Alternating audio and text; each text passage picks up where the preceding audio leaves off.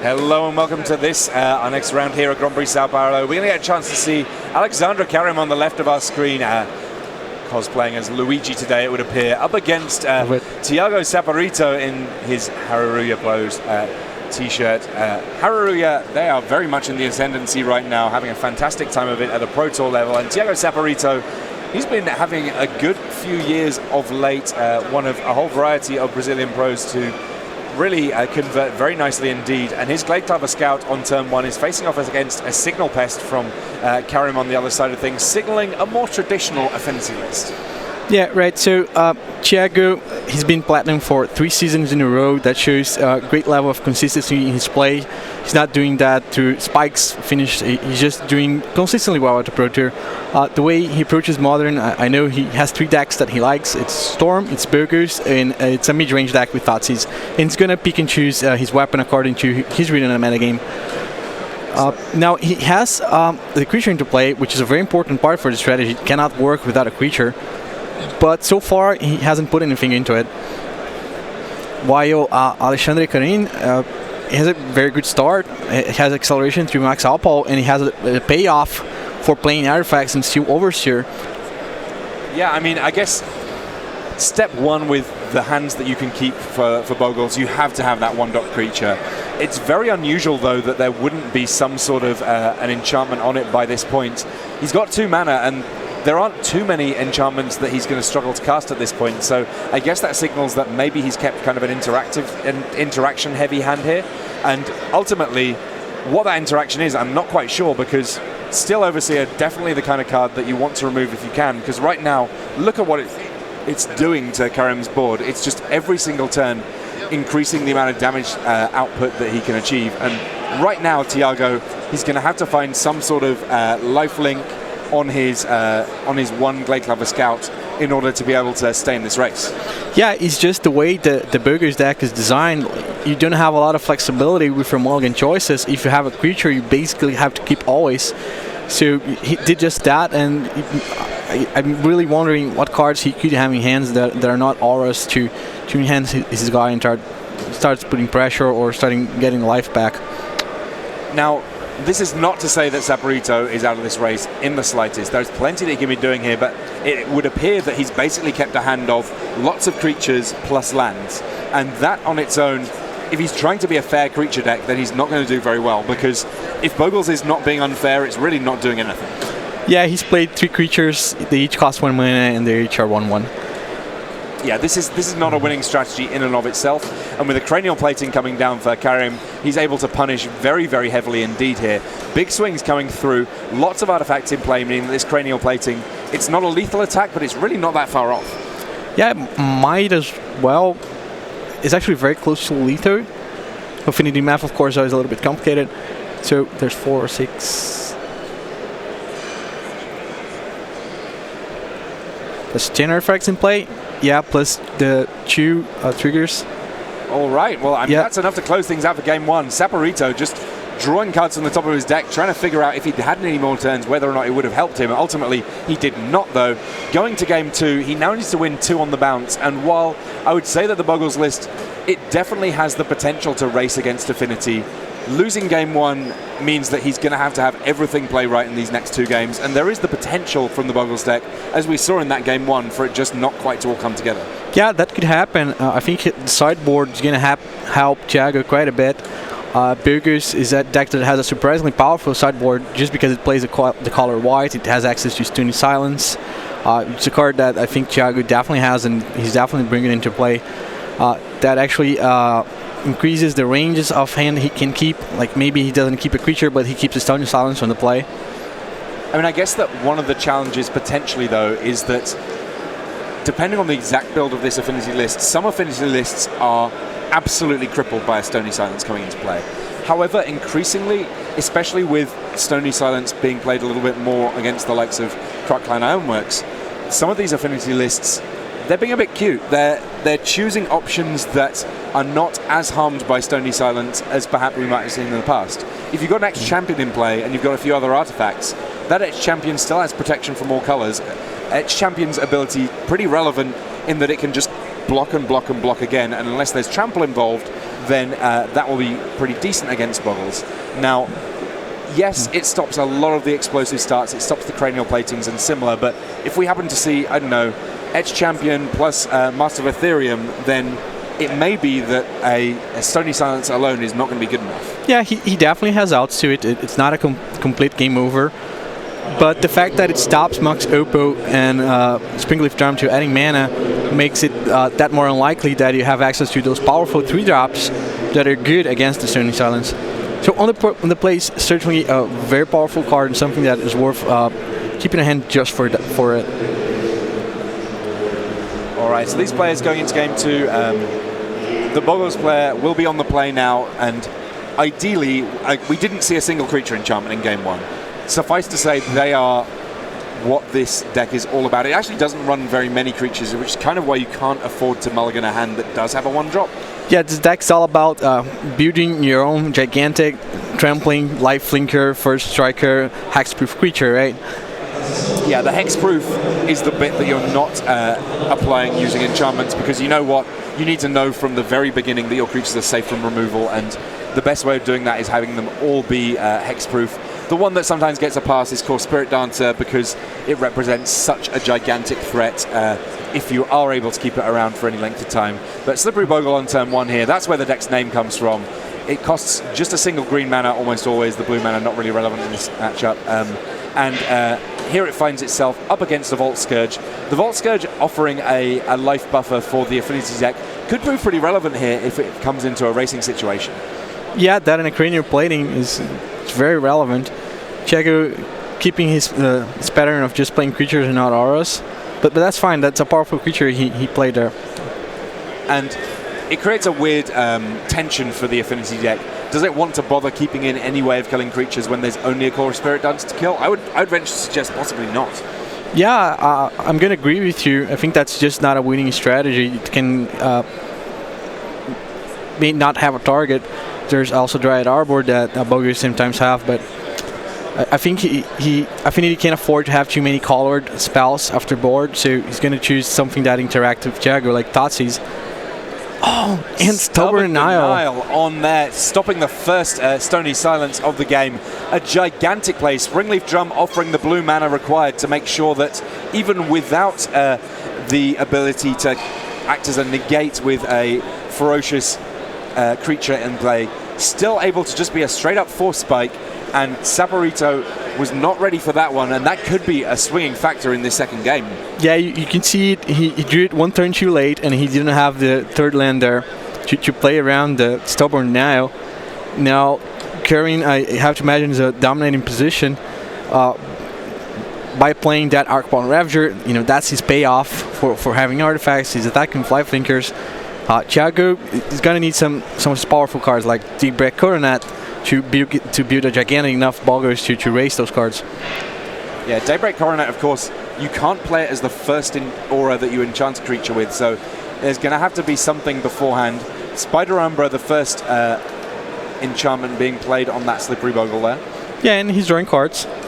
Does give reach, which will prove relevant against the various flyers or pseudo-flyers available to Alexander Karam here. And of course, the fact that it has an aura means that it will now not die to the first removal spell, so I can see why that one comes along first. If there's an Ethereal Armor, that represents a pretty substantial size boost for one of these creatures. Goes for a Seal of Primordium though, and I like this because it means that if Alexander Karim decides that he wants to go all in on a creature with that Arcbound Ravager, it's simply not going to work out very well for him because there's always the threat of that Naturalize on an enchantment just sat around there. Yeah, just good insurance for Thiago. It also helps him play around a top deck when you're plating. Now he can block the flyers, he can stop them from getting too big. He's very close to stabilizing the board. Now, right now, Alexander, he's correctly identified that what he wants to be doing in these turns of the game is piling on as much damage as he can without forcing himself to go in on anything too much. He's holding up that Springleaf Drum, threatening potentially a 3-drop, and after combat, attacks in here and Not at all surprised to see Slippery Bogle blocking the Signal Pest. It may be that Alexandra was a little surprised, though, that he forgot that reach would be enough to mean that the Signal Pest was not going to be able to get through. Yeah, that certainly could be the case. I think it's still a worthwhile attack for him. He's not getting that much value out of that card, unless he sits back and just try to race after Thiago attacks, but now at least he gets some life. Wrist boom there. I like that one. Grant's flying, another way of making sure that damage is going to get through here. There is one Ornithopter sat back on blocks, though. And here's an Ethereal Armor. Ethereal Armor really, really potent in terms of increasing the amount of damage potential in this Bogle's list, because it counts every single enchantment that Thiago has put into play in terms of figuring out how much damage he's going to be dealing. So Core Spirit Dancer, gigantic at this point, gets a Rancor. That means that there's Trample. Even if it gets blocked by this Ornithopter, it's going to be getting through for a fair heap of damage here. The one missing piece of the puzzle for Thiago, he needs to find some lifelink. Currently the life totals stand 23-8 in favor of Alexandra Karim, and that a bit of a problem for the Platinum Pro, because 8 life is not a safe place to be against an affinity list. Yeah, Karim, he could tap deck, say, 2 Cranial Platings to play around that Sea of Primordium, so the game is not locked for Thiago, but it was a great turn for him. That's a huge attack that really cuts the number of outs that Karim has access to. Yeah, I mean, realistically for Alexandra here, it's pretty straightforward. He's not going to be able to successfully block in a meaningful way in this next turn. He's on 9 life. Even if he's gaining some life off Vault Scourges, what needs to happen here is him finding a way of closing this game out, and Cranial Plating could easily do it. The cool thing here is he's got the mana to equip pre-combat, but he's also got access to double black here so that he can re-equip after the blocks coming from Thiago Saporito to make sure that he actually gets all this damage through. Right, so he has 2 sources of damage in Cranial Plating and the Ravager, and Seal of Primordium can deal with one of, but not with the second one. I think he's going to fetch for the Dryad Arbor there to put in front of the Ravager. So blocking both of these creatures, there is the potential for this Cranial Plating to get moved, but that Seal of Primordium may be just enough to keep Thiago in this game and ultimately this match. Yeah, so Karen's going to gain a bunch of life. I think that might just be enough for him to not die next turn, but I'm not sure. But if he tries to go all in on that unblocked creature, the Seal of Primordium, of course, would stop that play. So is the correct play for Alexandra here simply to say, let's resolve some damage? Yeah, I think so, and then he hopes to top deck another Cranial Plating for the next turn.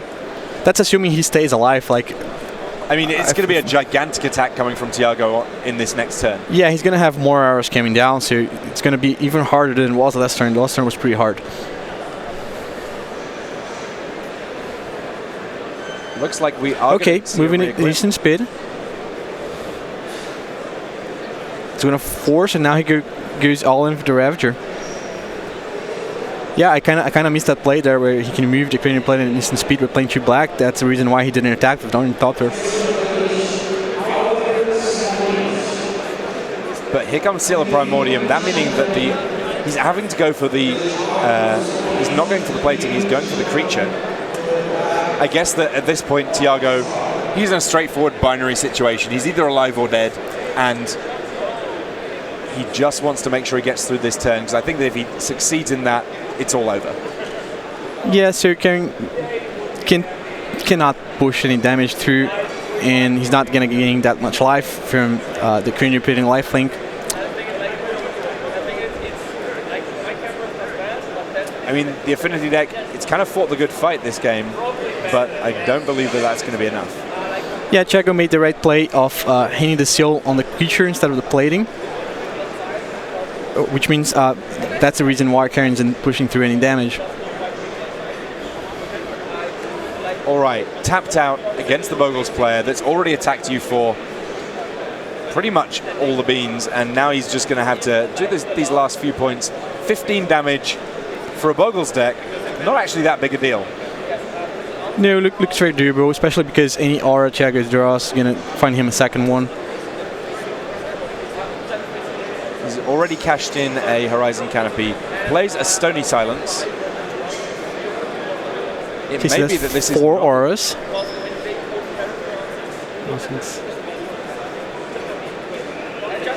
Okay, by my counts he has 16 damage, but... Well, it's just the 3 auras because the... Oh yeah, Stony Silence is not an aura.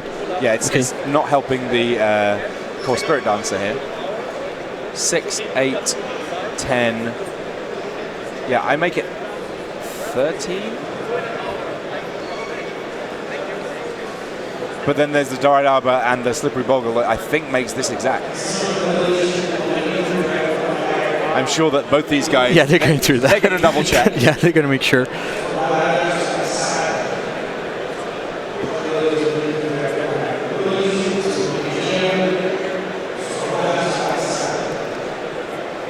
Yeah, this is very, very close here. So that's 3 auras, so +6 +6 to core spirit dancer. Hanker, that's another 2 damage, so that's 8. Griff's Boon is 1 more damage, so that's 9. Ethereal Armor is another 4. Right, then he has 2 other attackers. So, assuming that our life totals are correct. Yeah.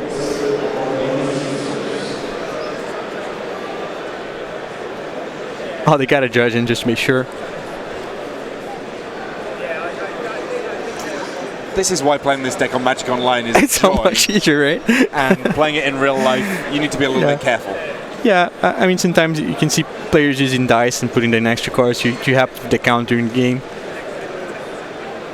Okay, Checker's going to attack.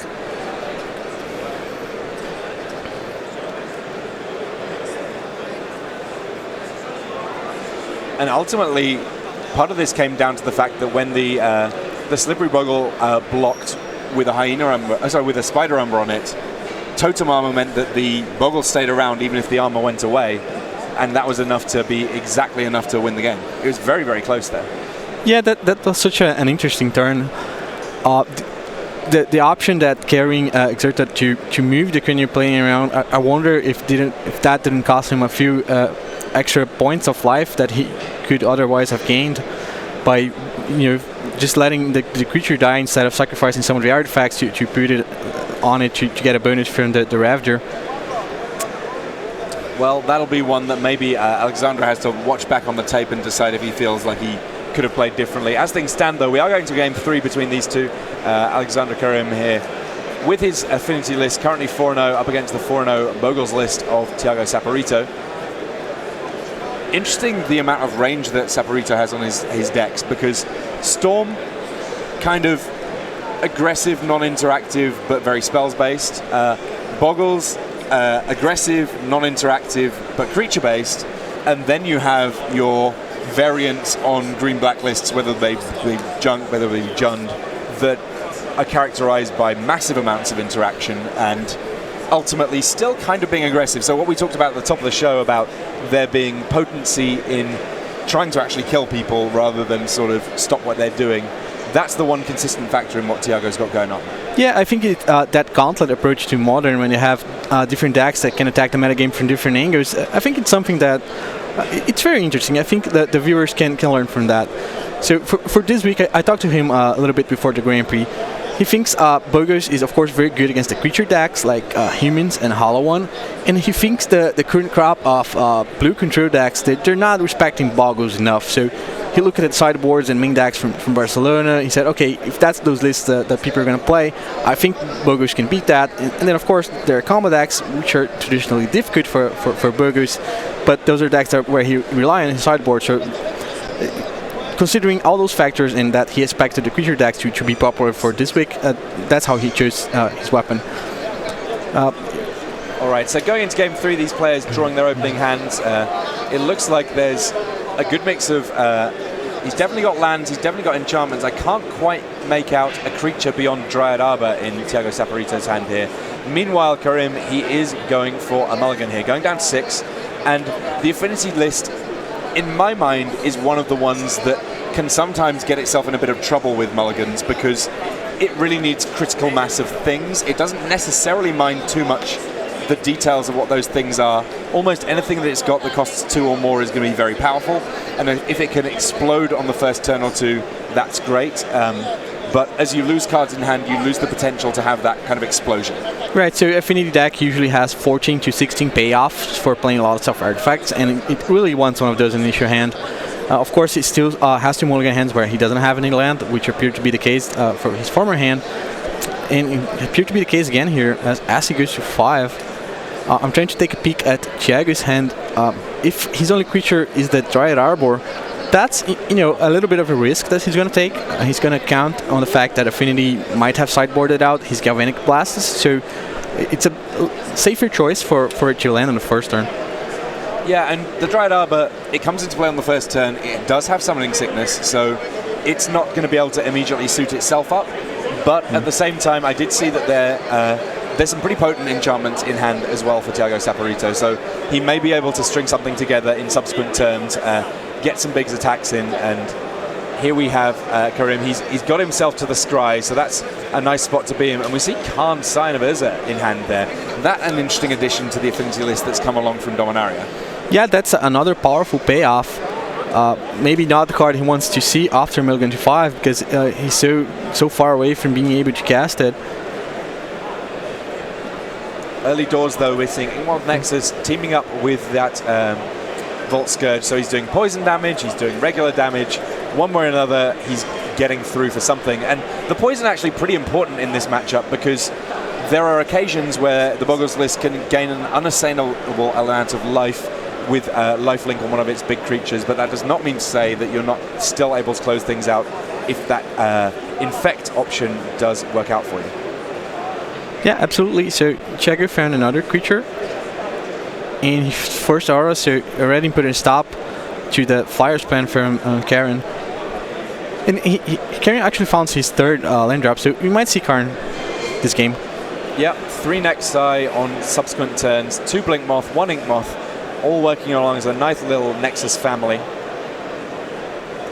And Seal of Primordium coming down here, followed up by, there is our first kind of big powerful damage aura in Ethereal Armor, that meaning that now Glade Clever Scout able to get stuck in here. And all right, here is Khan Sign of Urza. In different matchups, I feel like in different decks, I feel like Khan, all 3 of the abilities can be very relevant. Making the constructs in this particular list, though, those constructs can be gigantic.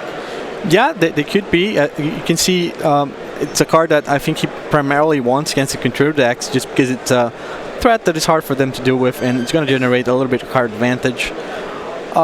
Here, he appears to be making a construct, something he can throw in front of the creatures and present a blocker, and try to buy himself a little bit more time to find his powerful cards. I mean, that construct, Khan's construct, of course, being pumped as well by the Darksteel Citadel in play already for Alexander Karim. So right now it's a 3-3. If he chooses to start activating those Nexi, though, he can potentially make some gigantic constructs that can trouble even the comparatively large creatures of this Boggles list. Yeah, so Thiago now has a choice of if he wants to use his Seal of Primordium to take out a blocker and pressure Karn. That seems like a safe line of play. His other option would be just to be a little more conservative and wait for, say, a Cranial Plating before he throws that seal into it. But the fact that the construct is a 3-3 and it threatens to be up to 7-7 next turn. Yeah, that's enough reason for him to pressure Karn. I agree with that line of play. And I'm sure that Thiago wouldn't really want to be taking a turn off from attacking Karim's life total, but sometimes you've got to do what you got to do. And for Alexandra here, he started on a double mulligan. He needs to find ways of generating a bit of velocity here, and Khan does do a reasonable job of doing that. This Mox Opal a little bit late to the party, but it does allow an Ancient Stirrings here. Whip Flare, the pickup. That's one that, because it doesn't target, it has the potential to deal with the creatures from Saporito, but it's a very small window in which you can really do that, because as soon as they're enchanted with almost anything, they are going to survive that sweeper. Yeah, something he would have liked to see a little bit earlier in the game, maybe. He still can find a spot to cast in for value. Well, of course, he's not drawing it, he's just seeing it with the Ancient Fury, so he's not going to add it to his hand. Yeah, can't get that off Ancient Stirrings. One of the few cards that is a miss. Yeah. Finds it at Steel Overseer. That one, of course, playing kind of nicely with the construct generation that Khan continues to work on. So the construct is currently a 4-4. It can grow upwards to a 6-6, which is a huge blocker. So Karen's in a position where if he can survive this turn, and by survive I mean not have to give away too much of his board, say trying to block a creature or something like that. He can boost all of his next eye with the Steel Overseer. Yeah, this could be a big turning point in the game. We see Thiago Saporito, he's using a Path to Exile on one of his own creatures there just to make sure that he's got the lands that he needs in play. That's signaling to me that he's potentially got a big play in mind here. Yeah, double white, that has to be Daybreak Coronet.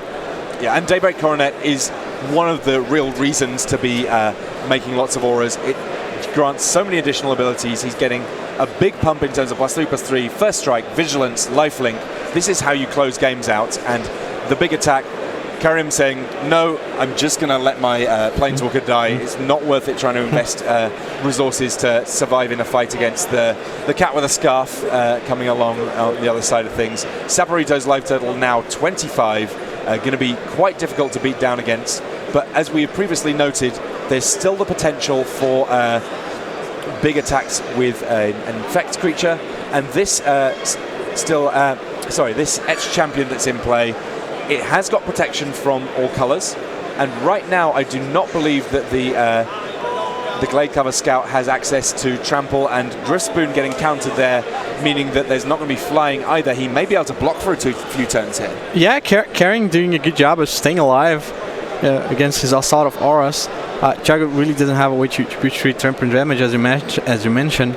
And Karen is going to be in that spot where he gets to untap and activates Steel Overseers on his next side, potentially setting up a big Alpha Strike through the air. Maybe it's going to take a while, I imagine, for him to beat that creature because of the Daybreak Coronet and Lifelink. All right, so Ethereal Armor on the Gladecover Scout. It was already gigantic. It's now double gigantic. I don't know. Like, it's a giant. Yeah. But in the meantime, still Overseer doing some work, and that Etched Champion doing a crazy amount of work, holding off the Gladecover Scout coming on the other side of things. And this is where Alexander Karim has to try and turn a corner. Ancient Stirrings, if he can find himself a Cranial Plating here, that would be spectacular. As it stands, the very last card that he saw off that Ancient Stirrings, I believe, was a Cranial Plating. So that's actually a very interesting choice here. Okay, so he's taking the Cranial Plating. His other option would be to take a second Inkmoth Nexus, and then he keeps pumping both with Steel Overseer, and suddenly he has two 10/10 Infect creatures that can attack through the Daybreak Coronet creature. Despite it having reach, it can only block one of them at a time. But he slammed the Cranial Plating here. I think that's the line he's going with. Yeah, I mean, Cranial Plating is one of the easier ways to set up for a big Infect kill. As things stand, the fact that there is that Spider Umbra, that's one of the big reasons for continuing to play still more enchantments on Gladecover Scout, desperately trying to make sure that it's never going to die in a fight. Yeah, so the line Carrying went with is to put the plating on the champion, so eventually he's going to have a beginner attacker that Thiago is not going to be able to block. But Thiago top deck another arrow that gives fire to his creature, and Karen cannot present a blocker in the air. So Thiago with timely top deck here. And that's why you put him in the deck. Yeah. And that's one of the things that the Boggles list is always trying to achieve. It's not just about making a big creature, but it's about making that creature difficult to block, not just because it's big, but because it has some way of forcing through damage, whether that's flying in the case of Driftspoon, whether that's Trample in the case of Rancor, or occasionally complete protection from creatures if you're looking for the full win there that comes on occasion from Spirit Mantle. So Thiago Saporito picking up the win there, 2-1 to him, 21 minutes left on the clock. He'll have enough time to converse with his friends, maybe check what's going on in the football. In case you hadn't seen, England did win the football so far today. So that's why you're so happy right now. Oh, it's one of the various reasons I'm so happy. I'm having a lovely time in Brazil for a variety of reasons, but that is one of them. Consolation, of course, to my Brazilian friends on how things went yesterday. Hopefully we'll be able to beat Belgium in the finals and get some revenge for you. But okay, I can live with that. Yeah, I think we can all live with that if it happens. But of course, there is lots more magic going on in our feature match area. I think that we got a chance to see a little bit of an overview of who's in our feature match area, and we will get a chance to see some more of them soon enough. And happy to see a variety of decks doing well in our feature match area. Various Ancient Stirrings decks, whether they be Tron, whether they be Crackline Ironworks, whether they be Boggles, this affinity, this Hardened Scales affinity. A lot of different options available in our feature match area, and we're going to get a chance to see still more of them in Time Warp Magic soon enough. But do not go anywhere. We will be having a little bit of an ad break for you, after which we will be able to show you some of that magic itself. Any key standout decks that you're particularly enjoying so far today, Lucas? I really like that Hardened Affinity deck. Seen Juliano play with, and it was so resilient. His opponent cast Ancient Grudge and it did nothing. When a deck is that powerful and it can fight through hate, I mean, that might be something special. It might be the next big thing in Modern. Yeah, I think the big question there, of course, can it consistently do things when it doesn't have Hardened Scales in play? If it can, then we've got ourselves a real player in the format. Even if it can't, as long as it draws into those Hardened Scales, we might still have a big player for ourselves in the format. Liking that one. I mean, I've got a soft spot for various of these creature decks in the format, and I like the fact that Hardened Scales works on that axis. But actually, I kind of like a combo deck too. Matt Nass, you know, we've seen he's kind of the architect of Modern right now, because it's not just Crackline Ironworks that he had a hand in. I believe that he's one of the progenitors of this affinity list as well, the one with Hardened Scales. It'll be interesting to see whether at some point the actual key thing that we need to worry about in this Modern format is what's Matt Nass doing next. But we'll find out what we're doing next in the feature match area soon enough. Our adverts are ready, and after that, we've got some Time Warp Magic for you.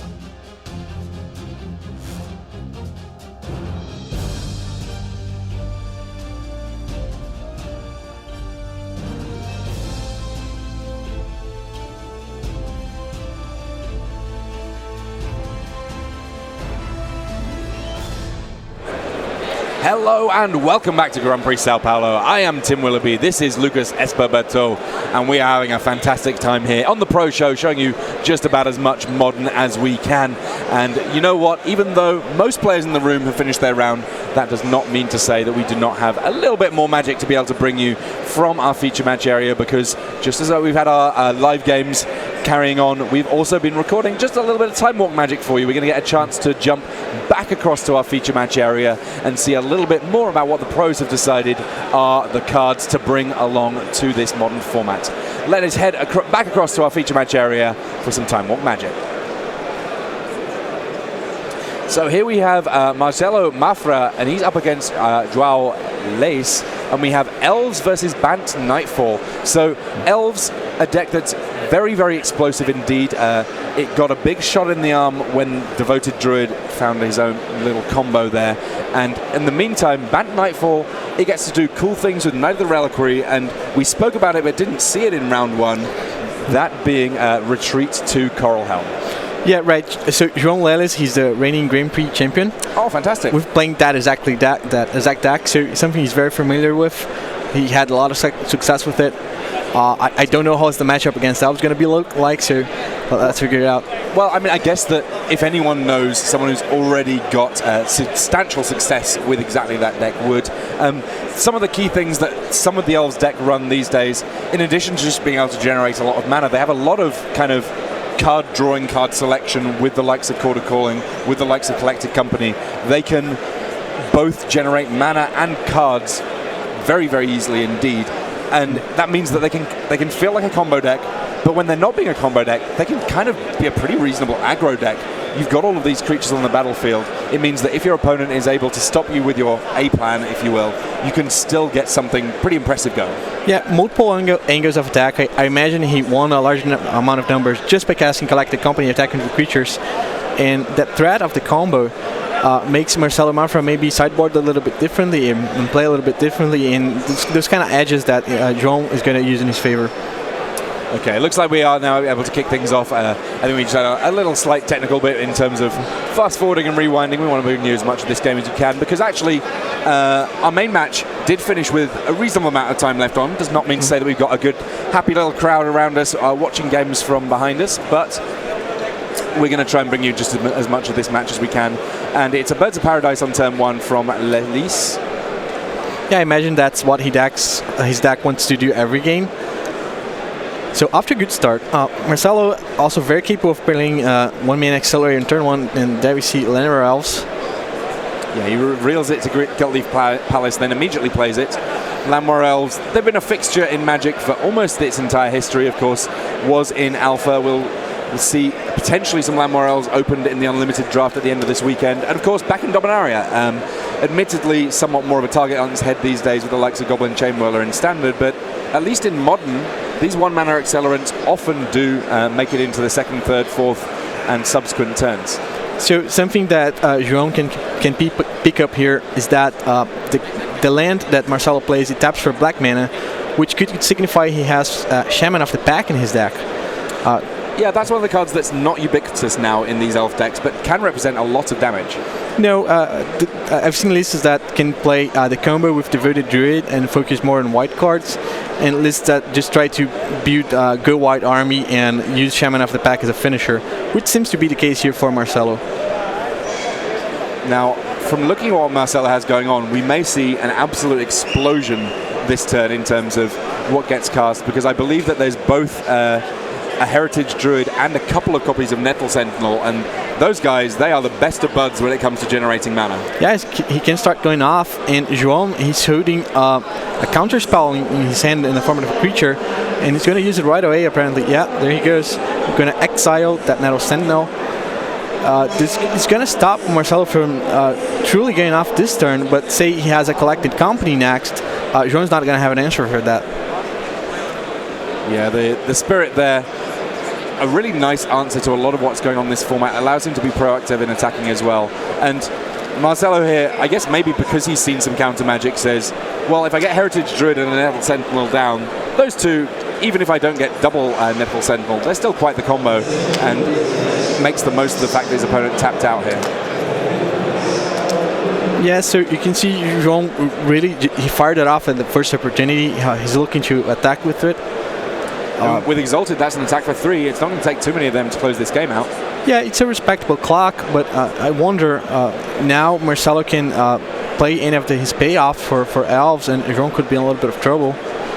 So main deck Spellskite being played here by Zhao. I mean, that's an interesting card. It has a pretty substantial delta in terms of how good it is on different boards. I guess that if you know that you've got a plan to go all in on a gigantic Knight of the Reliquary, having a way of keeping it safe, pretty important. Yeah, so something Marcelo can notice here is that the 04, I forgot the name, the Skite, it's usually played as a bullet target for Short of Calling. So when he sees João hardcasting that, he has to imagine João also has access to Short of Calling in his deck. Yeah, a lot of flexibility in both these lists, allowing themselves to have individual one-offs. We sometimes call them silver bullets. The cards that just mean that because you can search for them, you don't need to run a full 4, and offers a little bit of extra flexibility. And here we see the first spell from the elf deck of this turn 3. There is that Shaman of the Pack, so this will be 4 points of life loss provided by the elf coming into play. So despite all of damage, if I were on João's seat, I would be relieved by seeing the Shaman of the Pack as a 3-drop. Marcelo still doesn't have a good attack through João's creatures. Okay, yeah, now that's the lot scarier. Yeah. Elvish Archdruid. All his elves are going to get +1/+1, and he's going to have access to a lot of mana for next turn. In fact, Marcelo, we can see he's holding Ezuri Renegade Leader in his hand, and with all that excess mana from the Elvish Archdruid, he's going to threaten a big trampling attack very soon. Yeah, this is a big set of plays, not for this turn, but really setting up for an incredibly potent turn next turn. And right now, Zhao, he really doesn't have all of the tools that he needs to close out this game super fast. He's just going to have to hope that he can meaningfully interact in the right way to stop his opponent from doing so. Yeah, let's see what he plays next this turn. Something like a Collected Company would be big. He needs to build a larger board before Marcelo has access to the Zuri that we saw in his hand that João doesn't know about, so maybe he's not as scared as he should be. Yeah, there's a lot of mana currently available on the other side of the table, but at some point the elf deck runs out of cards in hand, so you kind of have to hope that they've just got more lands, more small elves that aren't doing too much. We know that actually there's a very potent threat in hand indeed right now. Yeah, right. So João, of course, he chose not to cast a Collected Company during his turn. He might wait for Marcelo to try to play a creature, then see if he can have a way to interact with that while it's on the stack, or maybe play it and present a surprise blocker to Marcelo's attack. Okay, plenty of creatures in play here.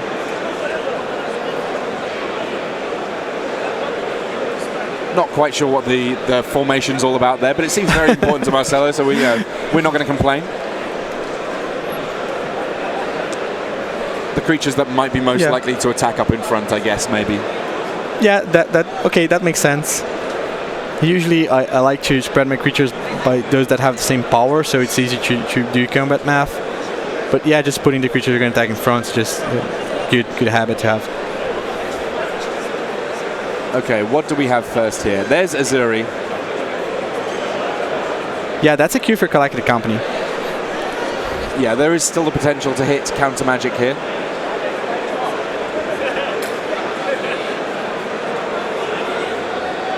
Six cards, 2 creatures in there. That looks like a Tireless Tracker and Birds of Paradise. I mean, they're blockers. Yeah, they're blockers, but I think João really needed another spirit there to exile the Ezuri once on stack. Yeah, as things stand, Elvish Archdruid on its own, tapping for 6 mana, that enough to set up an overrun for the remaining creatures. Now, adding up toughness here, we have, 4, 6, 7, 8 untapped toughness of blockers. So that puts Lilise at a functional 24. If everything's getting +3/+3 in attacking, it's actually +4/+4 thanks to the Elvish Archdruid, then we've got 4 attackers coming in That's 12, 14, 17, 20. I make it 22 power of trample coming through here. So he has 8 power of toughness, so if he blocks with everything, he won't die, but he won't have a board either. And there's even additional mana up to stick a regen shield somewhere, so that these attacks, he's not even going to lose anything at all in the face of strange blocks. And there's not that many points of power in total on Lily's side of the battlefield regardless, but yeah, tough spot for him. Alf's deck doing what it really wants to do, generate lots of mana, activate the Zuri, sends lots of attackers. And I guess that even based on what we've seen in this game 1, it's still not guaranteed that there's not the Devoted Druid combo somewhere in this 60.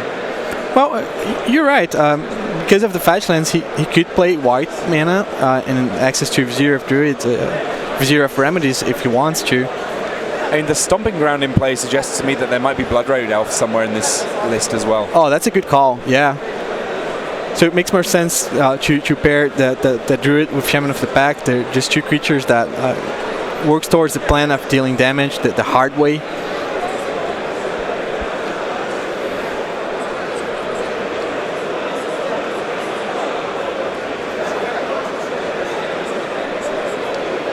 I don't think that green mana is still floating here. But I guess.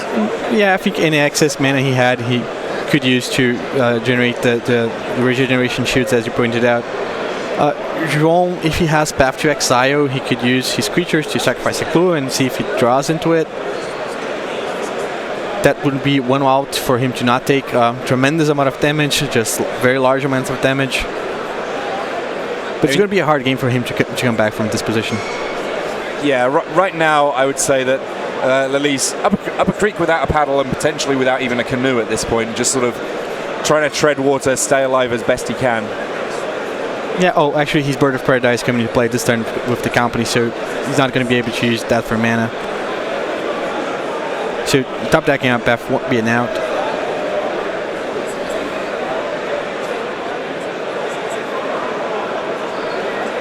So Mafra here can make sure that his Heritage Druid isn't going. I'd say Heritage Druid is a 5/5 right now anyway, so everything pretty safe. Yeah, can't go wrong in this attack. Yeah, the only way to go wrong was to not realize how right it would be to attack with everything. Right.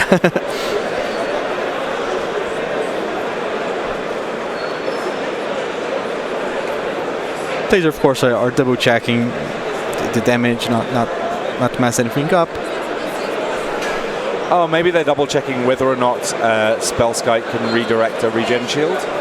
I think it's target elf, which means that it could not. I think he can attempt to, but so if he wants to announce it and pay the life to do it, he can, but it's not going to work. Spellskite, kind of a funny old card. Yeah, Azuri gets to regenerate another target elf, so that not working out quite so well. So there we go, Lily's, after all of that, 1 life to work with. Don't know quite what he can draw into to stay in this game. Does draw his card, just, you know, because drawing cards is great, but ultimately does scoop up his cards shortly thereafter. And thanks to the wonders of Time Warp Magic, we get to go straight into our game 2 here. So we talked about earlier how Band Nightfall is a deck that has multiple angles of attack. It can win games by building a big board, or it can win games by combo. Against Elves, I'm not sure the plan of adding to the board is going to work. Elves is just better at that particular angle. So that's one of the matchups that maybe just Band Nightfall has to focus very hard on the combo. And since it's not a dedicated combo deck, it's slightly harder to pull that off, but it's still very capable too. Now, there's a strange sort of tension in Modern. For us watching, it's an incredible format because there are so many different decks. We get a lot of variety and a lot of power. For people preparing for a tournament, it can feel incredibly frustrating for the exact same reason. There are so many different decks that when you happen to find yourself in an unusual but not impossibly unusual bad matchup, you feel kind of unlucky because there's so many other decks you could be playing against. And preparing for everything very, very difficult. And I would put each of these lists firmly as being in my kind of tier 2 of what I would expect. Not necessarily tier 2 in terms of power level, they're both very powerful decks, but just if I had to meter out my preparation, I wouldn't assume that it's a given that I'm going to play either of these decks on any given Grand Prix, even if I played every single round. Yeah, I think in Modern you have to embrace the chaos that you might play against 15 different decks in 15 different rounds, and just kind of roll with it. Like you're not going to be prepared for everything, but you're still going to have a plan, and you're still going to have to try and improvise. Just the fact that his banned Nightfall deck has access to the combo, that's a plan in itself, no matter how bad the matchup is. So that's one approach to Modern to have continued success in the format. Now, we've mentioned the combo a couple of times now. It might be worth us just briefly detailing how that works. So, Knight of the Reliquary, powerful creature that you can tap, sacrifice a forest or a plains in order to search up any land and put it into play. Retreat to Coral Helm. Whenever a land comes into play, you get to tap or untap a creature in play. So, with both of these guys working together, your Knight of the Reliquary can tap and then untap itself very, very easily. You can get a lot of mana potentially, but also a lot of pumps for your Knight of the Reliquary, which is getting +1/+1 for each land in a graveyard. So that means that you can set up potentially with a secluded step or similar one big unblockable attack with a gigantic Knight of the Reliquary. Yeah, all it takes is a 3-mana enchantment and a 3-mana creature. Yeah, that's right. It's going to attack for upwards to 50 damage usually, which is more than enough in this particular matchup. Knight of the Reliquary is in play now for Lily, so he's got one part of his combo going. Having that Phyrexian Revoker in play, naming Azuri, means that he is going to be able to shut down one of the potential synergistic wins. I hesitate to call it a full combo because that's exactly what Azuri just does. But a synergistic win that's available to elves. These Nettle Sentinels, they untap whenever you play a green spell, so working very, very nicely with Heritage Druid. We'll see if that comes from Malphur soon enough. Yeah, that's a good start for Jerome. Just turn 3 Reliquary has to be always a great start for this matchup. It's also, a big enough blocker that it's going to hold Marcelo's aggression, so it also buys him a lot of time. Now, if you're Malphur here, if you can find yourself a Heritage Druid, you're definitely off to the races here. Even if you can't, there's the potential that this is the turn where a lot of spells get cast. It's just that it's going to be difficult to accelerate into one of the really big ones without a way of tapping those Nettle Sentinels for mana. Yeah, this deck can very easily play to a hand from this position. Now this looks like it might be an attack from these two elves.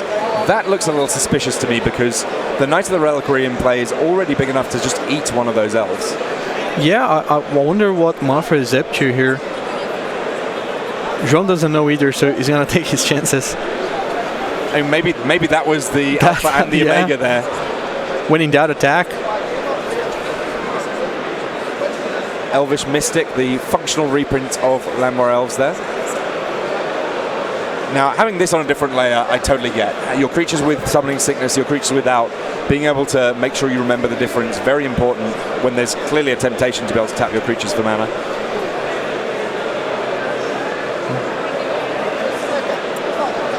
Just has to pass things back here. So a muted start for this Elves list, but do not underestimate it. There could still be a very explosive play any time now. Yeah, maybe something critical here is that Malphur had 3 mana for last turn instead of 4, which is the ideal number to cast Collected Company. Okay, we have an Abrupt Decay on the Phyrexian Revoker naming Azuri.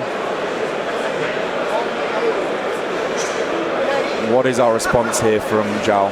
Okay, that's an interesting interaction. Abrupt Decay usually cannot be countered, but the Spirit doesn't counter the spell, it's just exiled from the stack, so technically it is different, and his Knight of Reliquary didn't survive. I wonder if that's maybe a misstep from Malphur. He could have cast Abrupt Decay on his turn. There's really not that much incentive for him to hold back. So that's a good opportunity for João to catch back on this game, since his Reliquary is going to be absolutely critical for him to finding a way to punch through and win this game.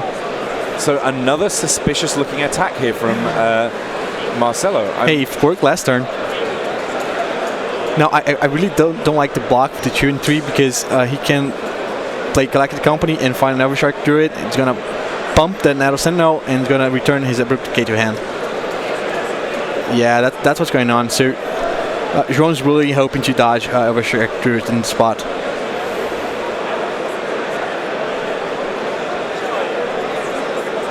Now, technically, those Nettle Sentinels are untapped here, which could prove pretty relevant if we're going to have Heritage Druids coming down. I don't know whether or not, now that he's looked at the 6 cards, it's kind of a missed trigger here. Yeah, that depends on if he verbally announced it or not. We can't hear from the spot. If he didn't, I think João would have grounds for not letting him untap the creatures there. Because a Heritage Druid coming into play and suddenly having access to a lot more mana would be that's absolutely a big deal. Yeah, Cast another Collector Company maybe. Or maybe 1 mana short on doing that, but you get the idea. Oh, so João dodged a bullet there. Snap Sendo is not going to go to a 3/3. He's just going to die in combat. I mean, I guess that if that had been Heritage Druid and Azuri, being able to use the... Oh, Azuri doesn't have any abilities right now because of the Phyrexian Revoker. Yeah, right. So all told, this is a very unexciting bit of attacking here from Mafra. I think maybe he'd forgotten about quite how big that Knight of the Reliquary was.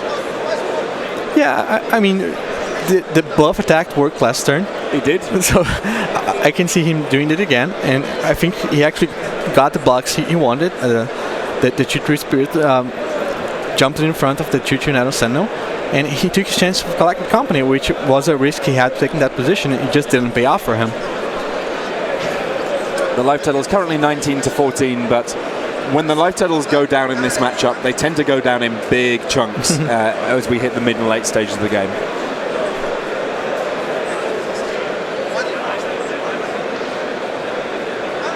Yeah, so we see a Gavany Township from João. Okay, that's a card that lets him keep up with elves, especially because Marcelo doesn't have his Evershark Druid and his Azuri is neutered by the Phyrexian Revoker. Over the course of a few turns, that Gavany Township could absolutely be critical. Now, right now, of course, a little bit more mana needed to be able to activate it, but I would guess that given that Zhao chose to fetch it, he does have the mana to be able to use it comparatively soon. Just a small attack here. Yeah, João trying to turn the corner. Each of these players at 3-1, so a win here, still in pretty good shape. Once you've got 2 losses, though, at this stage in the day, things get a little sketchy in terms of your trajectory for the rest of the tournament. You have to have a very good rest of the day. Double Knight of the Reliquary here.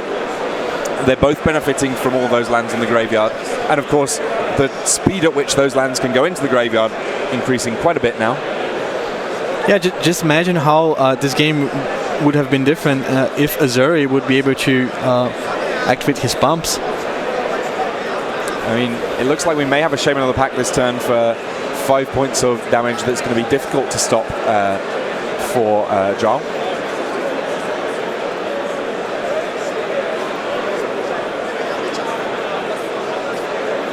Surprise, surprise, Cavern of Souls naming Elf. Okay, so if he had Vizier of Remedies, now would be a good choice for him to name Druid, I think. I'm not even sure. Whatever creature Vizier it is. So I mean, human. Oh, it's a human? Alright. So João can be assured that Marcelo is not playing the Caribou. Yeah, there's not very much that requires triple green in terms of the creatures being cast for Marcelo. Double green, yes. Yeah. All right, what do we have? Shaman of the Pack coming down. That's 5 points of damage directly to the dome of Lilies here. Yeah, that's a respectable punch. If he does that again and a few turns from now, he's going to win the race.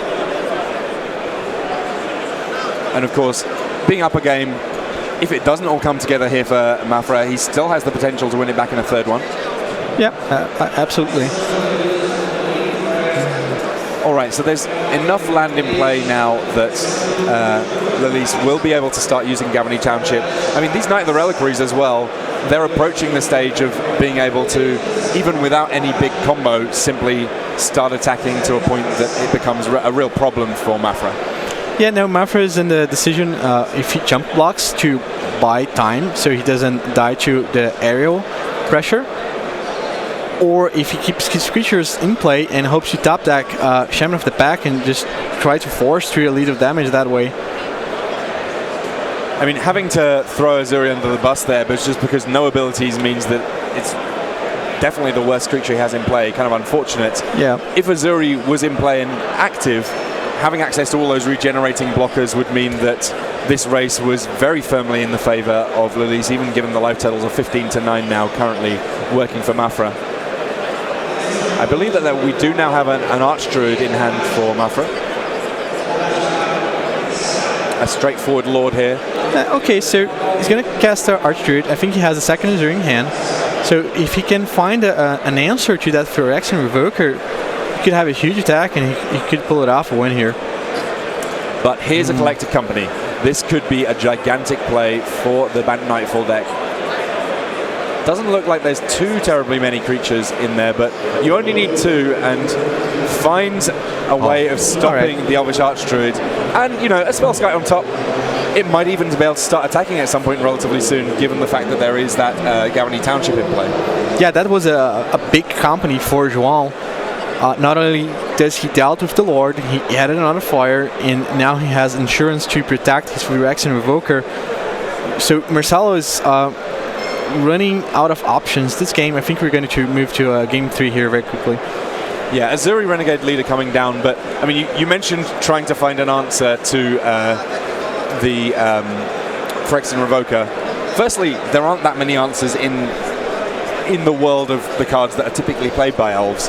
Once there's a Spellskite in play, then that list gets even shorter. Even though it's not kind of a big pretty combo kill, at least right now, I feel like Zhao is just doing the things that he needs to do to eke out a win. Yeah, his knights are going to be gigantic. He has the flyers. Marcelo has no cards in hand. Yeah. As good as it gets for Joel. It's really interesting that you mentioned the cards in hand thing. There are moments in time where, like, especially if you're teaching a new player to play, I was teaching people at Magic Open House very recently, you go, you know what, if you can play a land every turn, you should probably play a land every turn, because more mana enables more options. At some point, though, that one land that you keep in hand, it makes your opponent's life so much more difficult, just because they then at least have to respect the potential that you might have something. And tapped out, no cards in hand. At this point, it's Magic the puzzling, but it's not that puzzling for Lilies. He just needs to go, how much can I reasonably attack with? Answer, probably quite a lot. Yeah, that's a good lesson for your students there, Tim. The power of the bluff. I mean, the Ghost Quarter in play potentially represents 2 more lands in the graveyard very easily, meaning that if both these knights wanted to attack, they kind of could. Yeah, Marcelo's going to have jump block this turn no matter what, and then it's going to be very hard for him to, I don't know, maybe chain multiple collective companies in succession. I mean, a collective company into 2 Shaman of the Pack would do it. Oh yeah, Joan's at 8. So he needs to keep 2 elves alive this turn. And he has 2 tapped Landmore elves, so that much. Yeah. I mean, it's obviously we're drawing relatively thin lines, but it's important to at least think about them. Yeah, that's a line.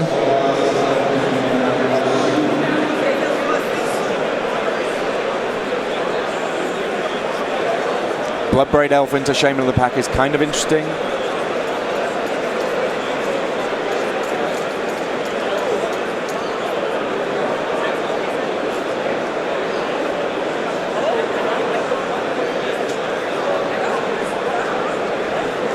And you see here Lily's being very careful with exactly how much he attacks with. He at least respects that 8 life seems like plenty, but if he loses even 1 or 2 of them on an attack back next turn. So also relevant here is that Shaman of the Pack is a life loss ability. So this card won't be able to redirect it, I don't think. Though right now I don't know how much Zhao would even really want to be paying life to redirect anything. Right. We're saying there's a chance.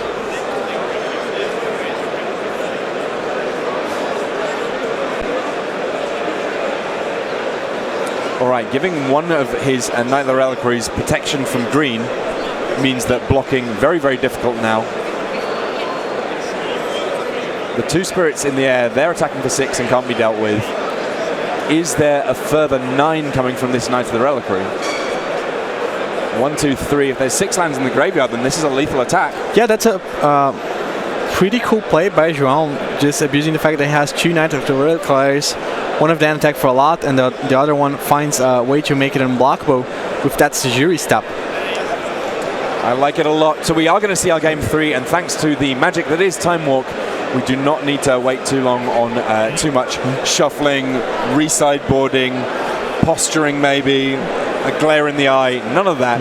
We're going to get a chance to pause the video here, jump ahead into our game 3, and it's Elves versus Bant Nightfall, and we've seen that both of these decks, they've come to play. They've both got the tools that they need to potentially close out this game, and I'm really intrigued to see how this game 3 works, because I feel like it could honestly go either way. Except for the fact that one deck is starting on 5 cards. So that might just be a tactical mulligan by João. He's on the draw, so winning through his combo is going to be even more important, and I already thought it was very important. So we saw the retreat of Kodahelm there. That's half of it. Cavern of Souls, the mana is going to be straightforward enough for Marcelo Malfra. What can he do in terms of the spells? Well, he's got a turn 1 Elvish Turn 1 Mystic. elf, yeah. Quite frankly, the elf draws where they don't have a turn 1 elf, if anything, I'm more afraid, because they must be a great reason why they kept. Yeah, that's a good point. So Sejuri's Step on turn 1, not the land that you want to be playing on turn 1 for this Nightfall deck. Coming into play tapped. It's such a useful utility land later. Looks like Elvish Champion in hand for Marcelo Mafra, giving all of his elves Forest Walk, potentially very big in this matchup. As things stand though, Dwinn's a lead coming down on turn 2. Because there's another elf in play, he will get an elf token. Yeah, so Marcelo could have his choice of sequencing there. He could play the Arc Druid first and then use the mana next turn, or he could play the Dwarven Lilith and aim for a big attack. Since João is a mulligan 5 and he figures he might have a good use for the mana, he's just going to go with the option that pushes through more damage. Yeah, right now, João, he's playing a mono-white deck in terms of the mana that he can generate, and so now we see how quickly an elf deck can kill. Playing unclaimed territory there. 3 different fancy non-basic lands that right now might as well just be forests.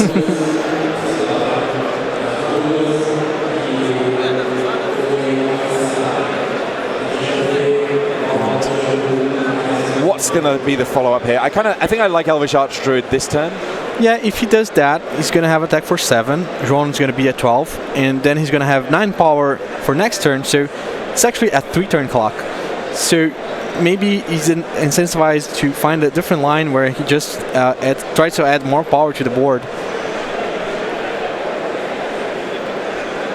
So he has access to 5 more mana this turn.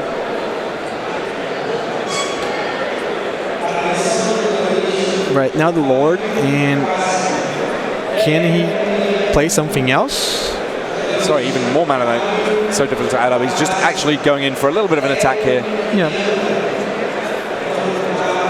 And no land for Lilies. This is going to be quick. We will be back with live magic after this. Riley Knight and Paulo Vitor down in La Rosa, chomping at the bit to bring you a little bit more modern here from Sao Paulo, Brazil. Yeah, Azuri for Lito here in the spot. João try to gamble. Yeah. There's the handshake. Elves taking it down in 3. A little bit of work on game 2 there, but game 3, sadly, those mulligans, they hurt. I think we saw some good plays from João that game. By that final turn, Marcelo also trying to find a way to win. Yeah, I mean, occasionally these things do happen. Not too much that was able to be done there, but Elves taking it down. We talked about how we like proactive decks that can do a lot of damage and play creatures. Turns out there's quite a lot of them in this modern format, so it's not even as if you have to go, well, these are my general preferences, so this is my deck. Tons of different options. All of them seem to be doing good work for people. We will have more magic for you soon enough, but first, don't go anywhere. These messages.